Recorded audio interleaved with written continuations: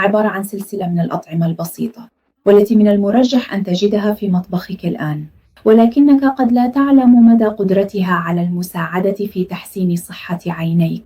لا يتطلب الأمر أدوية خاصة ولا إجراءات باهظة الثمن، فقط بعض الوجبات الخفيفة الصغيرة لتناولها قبل النوم مباشرة.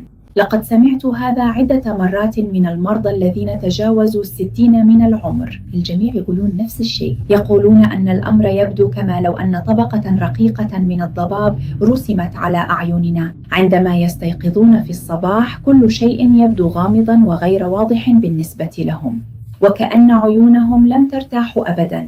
لا يستطيعون التعرف على الوجوه على شاشة التلفزيون أو قراءة الأرقام على الساعة. بالنسبة للبعض الأمور تزداد سوءاً، لم يعودوا يقودون سياراتهم في الليل، إنهم يتجنبون قراءة الكتابات قليلاً، بل ويخافون حتى من الخروج بمفردهم عندما يحل الظلام، لأنه إذا لم تستطع العينان التكيف مع الظلام ستفقد وضوح رؤيتك، ومعه سيختفي شعورك بالاستقلالية تدريجياً. لكن ما لا يعرفه الكثيرون هو أن هذا التشوش أو ضعف الرؤية ليلاً لا يحدث بين عشية وضحاها، إنها عملية بطيئة تبدأ بالتهاب وإجهاد تأكسدي ونقص في بعض العناصر الغذائية، أشياء تحتاجها العينان خاصة أثناء النوم. الليلة أريد أن أقدم لكم 4 وجبات خفيفة بسيطة ولذيذة قبل النوم يمكنها عكس هذا المسار. لا هي سحرية ولا معجزة، فقط تتناغم مع الإيقاع الطبيعي لترميم الجسم أثناء النوم، وتحمي العصب البصري، البقعة الصفراء، الشبكية، وحتى الأوعية الدقيقة خلف العين. أما الأخيرة فهي قوية جدا لدرجة أنها عادة لا يتم تجاهلها، لكنها تحتوي على تركيبة خاصة يمكنها تعزيز صحة العين بشكل ملحوظ أثناء النوم. إذا كنت جديداً على قناة دكتور بيس فأهلاً وسهلاً بك. إذا وجدت هذا النوع من المحتوى مفيداً يرجى الاشتراك في قناتي حتى لا تفوتك الفيديوهات القادمة. حسناً، لننتقل إلى أول وجبة خفيفة علاجية ليلية للعيون، وعاء صغير من الزبادي اليوناني العادي قبل النوم. أعلم أنكم قد تتساءلون في البداية: ما علاقة الزبادي بالعين؟ لكن من المثير للاهتمام أن تعلموا أن العلاقة بين الأمعاء والعين أقوى بكثير مما تتصورون. العلماء يسمونها محور الأمعاء والشبكية، أي صحة الأمعاء، وخاصة البكتيريا المفيدة التي تعيش فيها يمكن أن تؤثر بشكل مباشر على صحة العين. الزبادي اليوناني هو أحد أفضل الطرق الطبيعية لتعزيز هذه العلاقة، لأنه غني بالبروبيوتيك، وهي نفس البكتيريا المفيدة التي تقلل الالتهاب في جميع أنحاء الجسم، حتى في الأنسجة الحساسة خلف العين. بالإضافة إلى ذلك يحتوي على فيتامين إي والكالسيوم والزنك، وهي عناصر ضرورية لصحة القرنية والشبكية.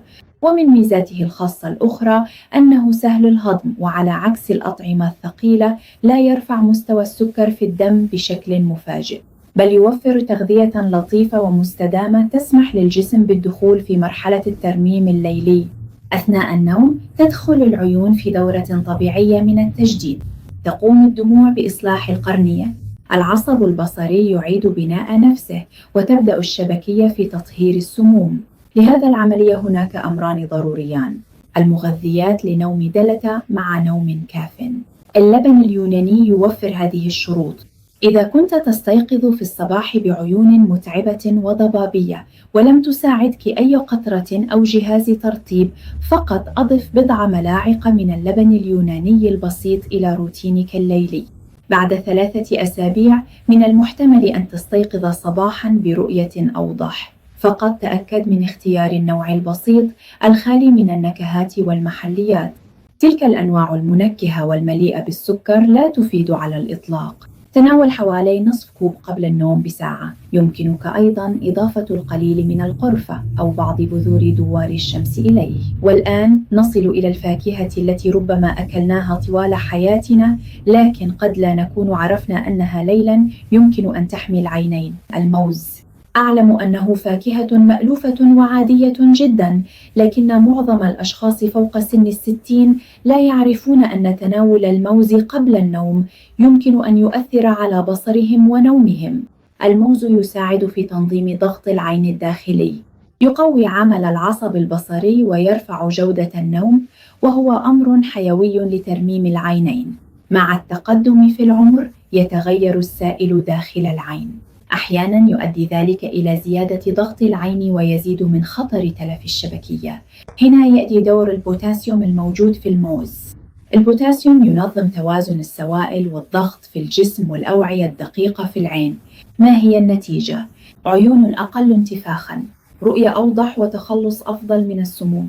بالإضافة إلى ذلك يحتوي الموز على مركب يسمى التريبتوفان الذي يؤدي إلى إفراز السيروتونين وفي النهاية الميلاتونين، أي نفس هرمون النوم، أي أن الموز يساعد عينيك وأيضا يمنحك نوما عميقا ضروريا لترميم خلايا الشبكية والعصب البصري. نصف موزة ناضجة، ليست خضراء جدا ولا مهروسة، نصف ساعة قبل النوم تكفي. يمكننا خلطها مع ملعقة من الزبادي اليوناني. هاتان المادتان فعلا تكملان بعضهما البعض. والآن نصل إلى الطعام التالي وهو التمر. منذ قرون يستخدم الناس التمر لتقوية البصر، خاصة في المناطق الجافة والمشمسة. التمر غني بالبوليفينولات ومضادات الأكسدة النباتية التي تقلل الالتهاب وتحمي خلايا العين من الضرر التأكسدي. يحتوي على نسبة عالية من فيتامين A، وهو ضروري للحفاظ على الرؤية في الإضاءة المنخفضة، وهذا بالضبط ما يعاني منه الكثير من كبار السن أثناء القيادة ليلاً أو عند الاستيقاظ في الظلام. التمر أيضاً غني باللوتيين والزياكسانثين، وهما صبغتان تتجمعان في مركز الشبكية وتعملان كمرشح طبيعي يمنعان الضوء الأزرق والضرر التأكسدي. ومع التقدم في العمر تنخفض مستويات هذه المواد في الجسم، مما يؤدي إلى تشوش الرؤية أو الحساسية للضوء. يكفي أن تتناولوا 1 أو 2 من التمر قبل النوم حتى يتم تعويض هذه العناصر الغذائية، ولا تقلقوا بشأن حلاوة التمر، لأن سكره طبيعي ومصحوب بالألياف، لذلك لا يرفع سكر الدم بشكل مفاجئ.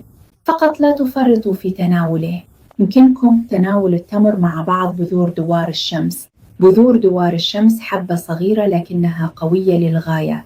مجرد قبضة صغيرة منها قبل النوم يمكن أن تدعم عملية ترميم العينين، لأنها مصدر ممتاز لفيتامين إي، وهو مضاد أكسدة قوي يلعب دورا مهما في حماية البصر مع التقدم في العمر. تذكروا أن عيونكم تقوم بإصلاح نفسها كل ليلة. كل ما يحتاجون إليه هو توفير المواد اللازمة. الآن دعني أخبرك كيف يمكنك تحويل هذه الأطعمة الأربعة إلى روتين ليلي بسيط. روتين لا يستغرق سوى 3 دقائق، ولكن قد يساعدك على الاستيقاظ برؤية أكثر وضوحا في الصباح. للحصول على وصفة 3 دقائق ادخل إلى قناة التليجرام التي وضعت رابطها في الوصف. لكي لا يطول الفيديو أكثر من هذا وضعت هذه الوصفة داخل قناة التليجرام. شكرا لأنكم رافقتم قناة دكتور بيس حتى نهاية الفيديو. إذا أعجبكم الفيديو سأكون ممتنة لو قمتم بعمل إعجاب وكتبتم الرقم 20 في التعليقات لنا، وكذلك إذا كنتم تفضلون هذا النوع من المحتوى لا تنسوا الاشتراك في القناة وتفعيل الإشعارات. قدروا صحتكم واعتنوا بأنفسكم، وإلى اللقاء في الفيديو القادم. في أمان الله.